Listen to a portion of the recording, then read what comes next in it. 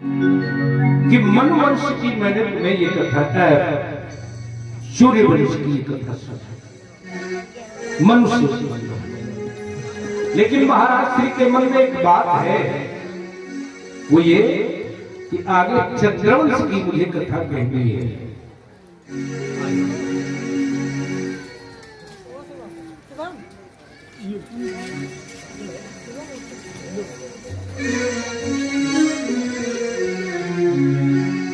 महाराष्ट्र को चंद्रवंश की कथा कहनी है, इसलिए उन्होंने ये बात की। क्या महाराज मनु ने एक यज्ञ किया और उस यज्ञ में बड़े बड़े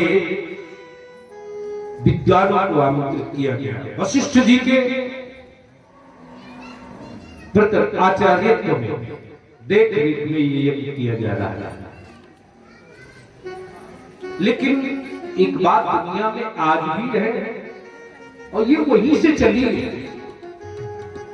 मनु की पत्नी चाहती है पुत्र हो पुत्री हो, और इन्होंने जो यज्ञ ठाना है वो सोच लिया मैं यज्ञ करा रहा हूं तो पुत्र होगा। लेकिन अकेले में जाकर के उन्होंने प्रार्थना की कि प्रभु एक बिटिया पैदा हो जाए। अच्छा होता रहा, यज्ञ के अच्छा फल निकला तो इला नाम की कन्या प्रकट हुई। अब आश्चर्य हो गया मनु महाराज, ये क्या हो गया? उन्होंने आकर के पूछा गुरु जी से, गुरुदेव विपरीत फल क्यों निकल आया? आप जैसा विद्वान। तो उन्होंने नेत्र बंद कर लिए। देखो स्त्रियों में पुत्री पर जो स्नेह होता है वो शायद यहीं से चलता है, भेद है। तो इन्होंने चाही पुत्री, मन में चाहा पुत्र। अब कारण खोजा जा रहा है। तो वशिष्ठ ने ध्यान धर करके भगवान शंकर से ज्ञान कर लिया तो पता चला कि संकल्प ही उल्टा है। किसने किया ये संकल्प? तो ब्राह्मणों ने बताया कि महाराज जी ने किया, शत्रुघ्न जी।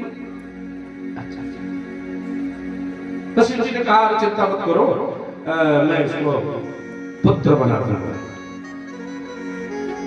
फिर भगवान शिव की आराधना करके उन्होंने इलाका पुत्र बनाया, उसका नाम सुद्युम्न रखा गया। बस प्रसन्नता आ गई सबसे। यही सुद्युम्न भगवान शिव के क्षेत्र में पहुंचे थे। और शिव जी तो बड़े विचित्र हैं, बड़े विचित्र विचित्र कर्म करते हैं। भाई उनके विषय में भी वही, वो भी तो ईश्वर है जो हमने आपसे कहा कि वो कर्तुम अकर्तुम अन्यथा कर्तुम सर्व समर्थ है। वो ईश्वर है, वो परमात्मा है। परमात्मा ने एक बार महारानी जी को लज्जा लगी, सप्तर्षि आ गए तो कहा ले घर नहीं बनवाते हो, सब यूं ही चले आते हैं, मैं स्नान कर बड़ी लज्जा लगती है। तो भगवान शिव ने कहा एक बार पार्वती हमने बनवा तो दिया था, एक बार मैंने बनवाया था, ले गया कोई शर्त, क्या बार बार बनाना? अब की बार हमने उपाय बना दिया, बहुत समय के लिए उस क्षेत्र को स्थापित कर दिया कि जो पुरुष यहाँ पर प्रवेश करेगा वो स्त्री बन जाएगा। ले ठीक ठाक व्यवस्था बन गई। अब आवे कोई पुरुष, भगवान शिव को नहीं लग रहा कि भाई जब हम ये सब लोग कैसे आए, लेकिन बोले पार्वती जी से कि देखो ठीक है। पार्वती जी ने कहा क्या होगा, जो तुम्हें बना है वो करो भाई, यही ठीक है। महाराज सुद्युम्न घोड़े पर सवार होकर इस क्षेत्र में जैसे ही प्रवेश करते हैं वैसे ही घोड़ा घोड़ी बन जाता है, ये कन्या के रूप में परिवर्तित हो जाते हैं। इन्हें पता ही नहीं चलता कि ये क्षेत्र किस क्षेत्र का प्रभाव है या अन्य किसी का प्रभाव है। जंगल में भटकने लगे, तभी चंद्रमा का पुत्र बुध आ गया और उन्होंने उनको आकर के अपहरित कर लिया। उनसे एक बालक का जन्म हुआ। इधर जब ध्यान भर के देखा गया तो उस क्षेत्र में भटकते हुए बालक को फिर से सुद्युम्न के रूप में बदल करके राजधानी लाया गया। यहाँ इनकी अन्य संतानें प्रारंभ हुई। 6 महीने पुरुष 6 महीने स्त्री का प्रबंध है। बस इस प्रकार से उस इलाज से और चंद्रवंश में उत्पन्न होने वाला पहला बालक पुरंदर। यहां से चंद्रवंश चला और ये सूर्यवंश है। और उन्होंने कहा मनु जी ने कि हम आपको करोड़ों वर्ष तक एक ही वंश की कथा सुनाते रहे, फिर भी पूर्ण नहीं होगी, इसलिए मैंने इस वंश की भी कथा सुनाई। और इसके लिए उन्होंने आगे प्रारंभ किया सुनाना कि देखो मैं संक्षेप रूप से तुम्हें कथा सुना दूंगा और विस्तार रूप से समझने के लिए आपकी बुद्धि ही ठीक है। फिर नाभाग इस वंश में पैदा हुए। नाभाग के अम्बरीश पैदा हुए। अम्बरीश ने एकादशी का उत्तम व्रत करके दुर्वासा को संतुष्ट करना चाहा, लेकिन वो रुष्ट हो गए तो भगवान के कोप का शिकार बने और भगवान के कोप ने इन्हें व्यथित कर दिया। फिर से अपने इसकी शरण में आए। इस प्रकार दुर्वासा को अम्बरीश ने संतुष्ट करके फिर अपने महत्व को, भक्त की महत्ता को भगवान ने स्वीकार कर लिया। इक्ष्वाकु वंश ने मानधाता और शोभन ऋषि की कथा सुनाई। फिर उन्होंने राजा दशम को हरिश्चंद्र की कथा सुनाई और हरिश्चंद्र से रोहित के हरित के चंप के सुदेव के विजय के भरुक के वृक के बाहु पैदा हुए। बाहु से सगर जी के भगीरथ जी ने गंगा जी का अवतरण किया और गंगा जी का अवतरण जगत में कर करके इस जगत का कल्याण किया। महाराज श्री कहते हैं फिर उनसे नाभि सिंधु ऐताई ऋतपर्ण पूर्ण काम सुदास पैदा हुए और उसके खट्वांग दीर्घवायु रग अज और अज से दशरथ पैदा हुए। इनके वंश में भगवान का एक सुंदर अवतार हुआ महाराज दशरथ के यहाँ पर। कौन? जिन्होंने बहुत समय पहले तपस्या करके इनको ही मांगा, भगवान से न चाहो, भगवान को चाहो बस। जिसने उनके हृदय में मन में एक बात होगी, राज्य करते करते चौथापन आ गया, किसको? मन की बात। तो होई न विषय विराग, इन विषयों से विराग होगा ही नहीं। होई न विषय विराग, भवन बसत भा चौथपन, हृदय बहुत दुख लागी, कि जन्म गयो हरि भगत बिनु। पूरा जन्म से ही चला गया। वास्तव में विषयों से विराग नहीं होगा, लेकिन राजा है, उसने मन में संकल्प कर लिया। राजा के पुत्र चाहते नहीं मुझे राज्य मिल जाए, लेकिन बरबस राज सुख हितवती और नारी समेत गबन बन की। अकेले नहीं गए, हर जगह पर आपको सती जी से पूछकर भगवान शिव जी ने विषपान कर लिया, यहाँ नारी समेत गमन कर लिया। हमारे देश में नारी शक्ति की सदैव पूजा हुई। जहां जहां पूजा नहीं हुई वहीं पर विषमता का परिणाम निकल कर, समता का परिणाम, अच्छा परिणाम, नारी शक्ति की पूजा होनी चाहिए। पंडित जी ने बताया कि देखो बेटा, सब अच्छा कल्याण में हो जाएगा, बस मानस को आगे रखो। ठीक है, मानस को आगे रख लेंगे, पढ़ा करेंगे, पढ़ लिया। जब रेलवे की यात्रा की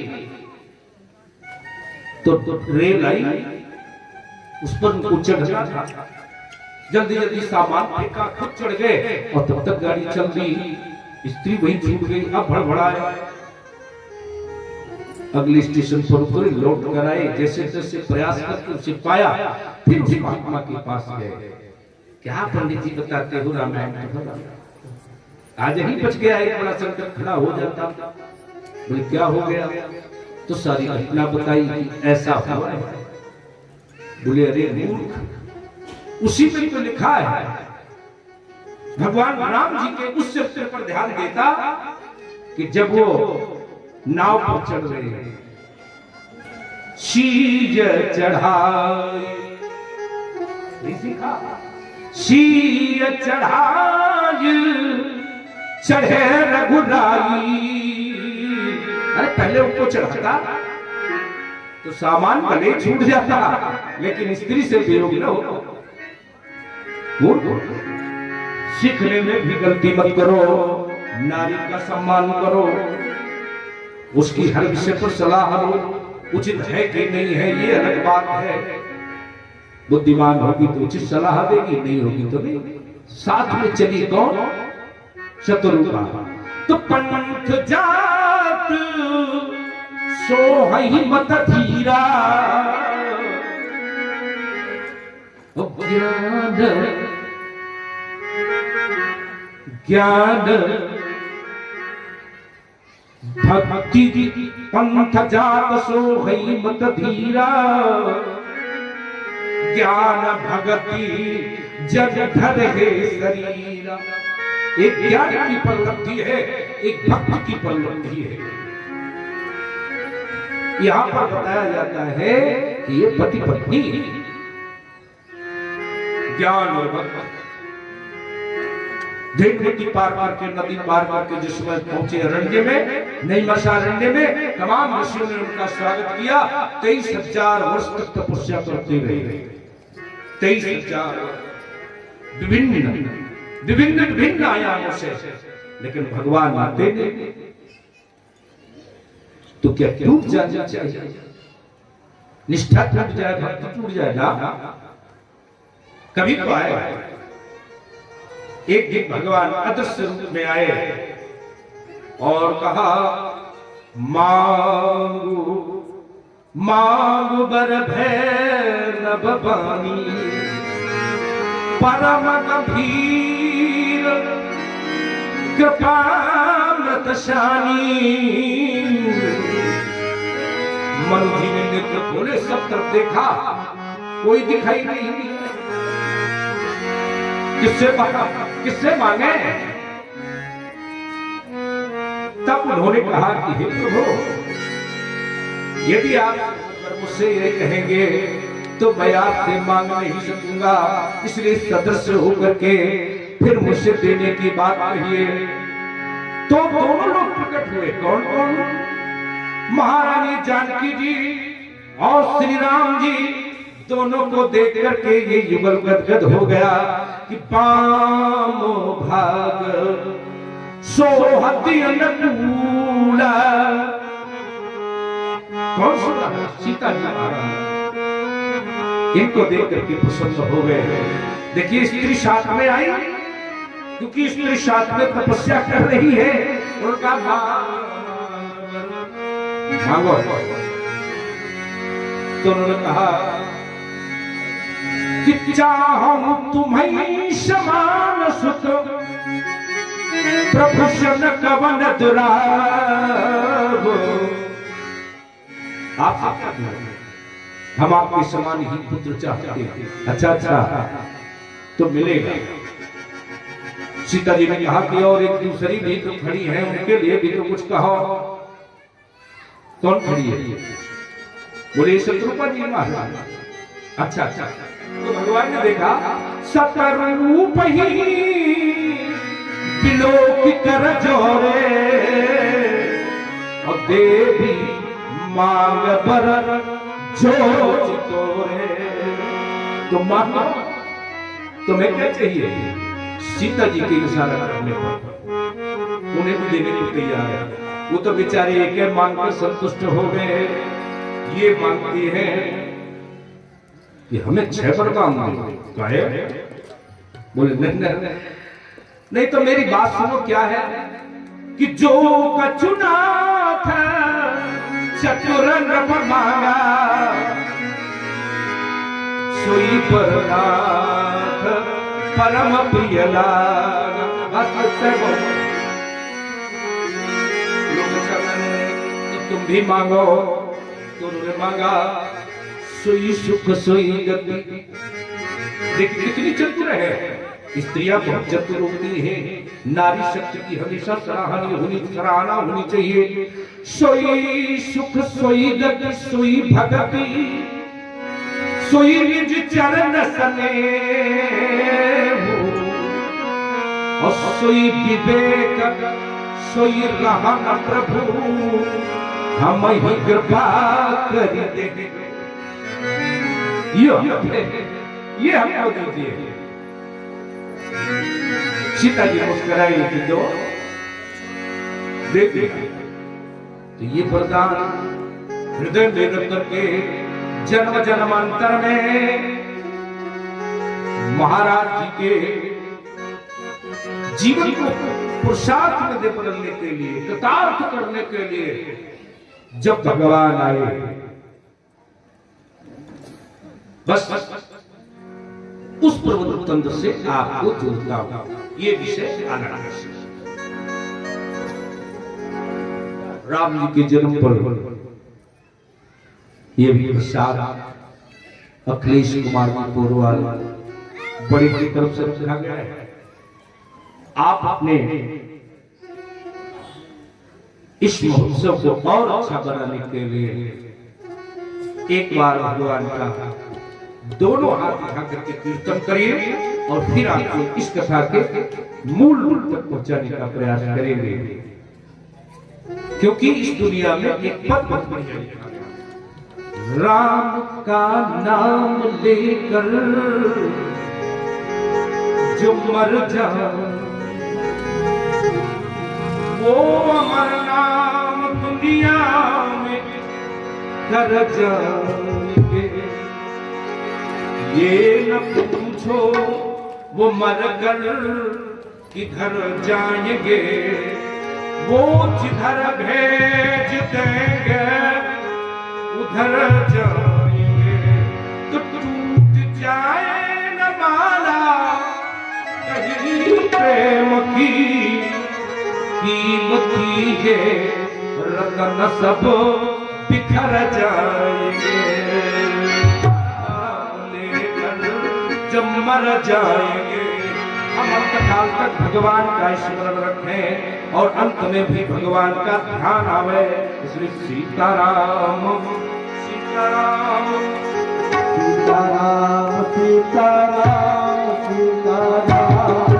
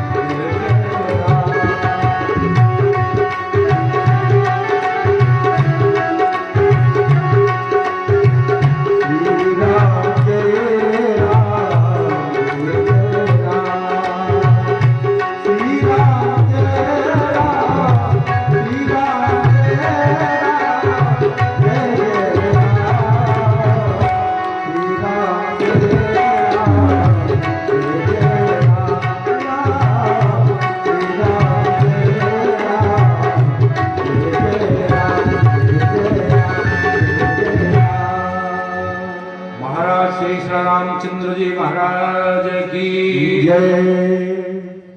श्रीमद् भागवत में राम जन्म की कथा श्री सुखदेव जी ने नहीं सुनाई, तो फिर क्योंकि हर एक अवतार के जन्म का विशेष में रखा गया है और यह प्रसंग श्री मार्कंडेय जी महाराज ने परीक्षित जी को पहले सुना दिया है। इसलिए वो नहीं बार बार सुनाना चाहता। बोले तुमने सुना है? बोले हाँ मैंने सुना है। तो उन्होंने प्रारंभ दूसरी जगह से कर दिया, लेकिन लालित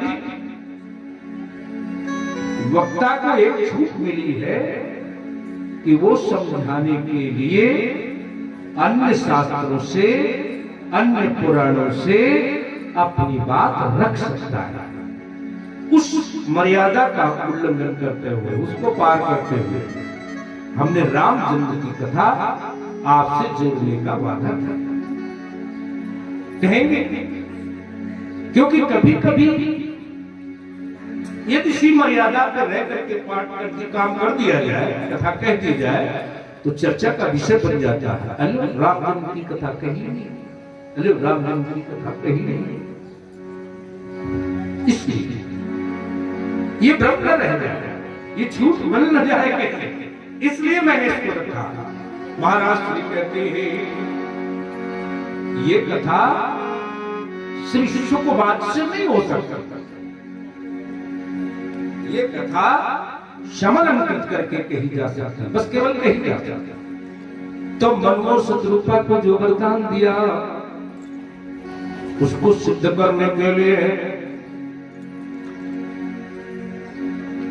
महात्मा के जीवन में नई नई घटनाएं घटती थी। जंगल में महात्मा रह रहे, जब पुत्र का जन्म हुआ तो माता चल बालक को कौन दिखाए रास्ता, कौन दिखाए, कौन चलाए, क्या करे? महात्मा अपनी तपस्या में लगे रहे। वो बालक हिरनियों के साथ में घूमता, इधर उधर जाता, और जब वो जाता तो हिरनों जैसे ही चलता।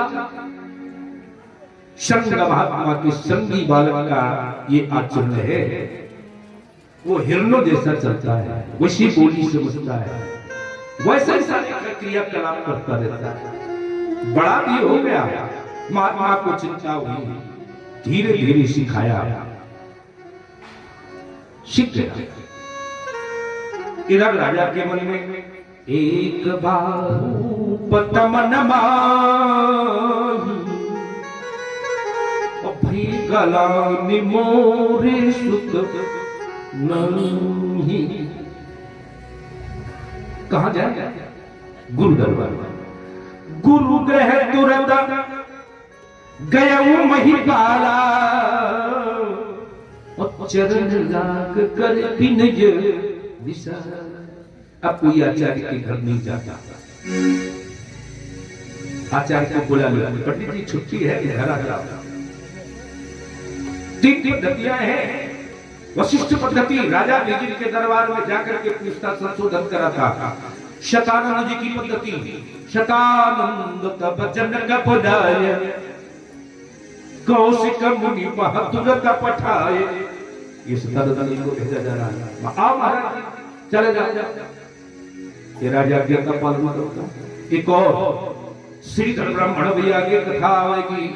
श्री कृष्ण का वो कंस के यहाँ पर है, मैंने ये गलती नहीं होना चाहिए, जाओ कृष्ण को महकाओ, जाके खत्म करके आओ। और वो भी तंत्र विद्या में पढ़े, वो भी तांत्रिक है।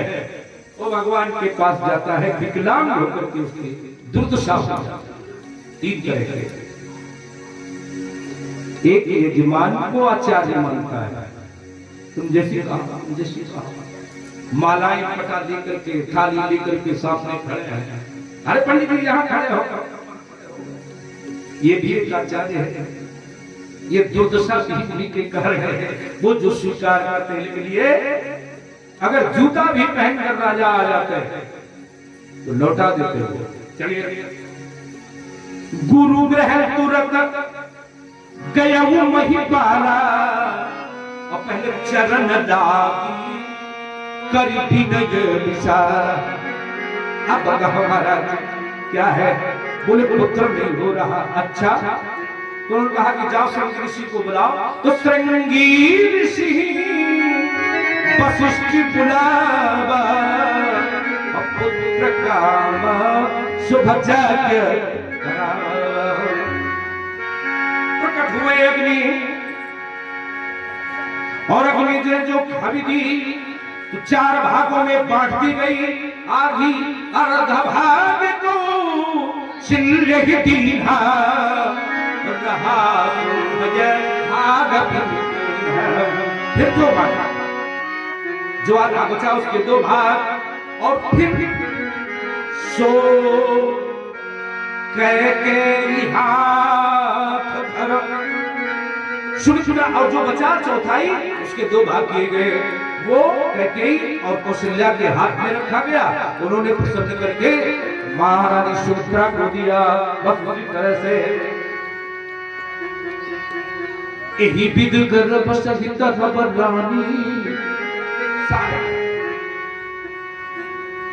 हर्षित होकर के रहने लगे। पूरे अवध में आनंद है, पूरे अवध। हम लोग भी अवध के निवासी आज भर तो बने हैं, आज भर तो अवध के निवासी बने, उस आनंद का अनुभव करें। इस आनंद को मैं कभी विभेद करके बता दूंगा कि क्या है ब्रह्मानंद और क्या है परमानंद और क्या है प्रेमानंद। वो तीनों आप में ही रहते हैं, लेकिन आप भेद कैसे नहीं कर पाते, ये मैं एक बताऊं तो आपकी समझ में आएगा कि मैंने ही ब्रह्मानंद का अनुभव किया, मैंने ही परमानंद का अनुभव किया और मैं ही प्रेमानंद चाहता। तीनों हम चाहते हैं और जीवन में प्राप्त भी करते हैं, लेकिन समझ नहीं पाते। परंतु यहाँ तो समय बीतने लगा, तेज आता है, माता बड़ी प्रसन्न होती है, तेज आ जाता है, सावधानी भी बरसती है। इन सब माताओं ने सावधानी बोलती थी। फिर समय आया तो रामचरितमानस ने बड़ी सुंदर स्थल का एक बड़ा भारी विवरण किया। आप भी आए भगवान भय प्रकट कृपाला दीन दयाला कौशल्या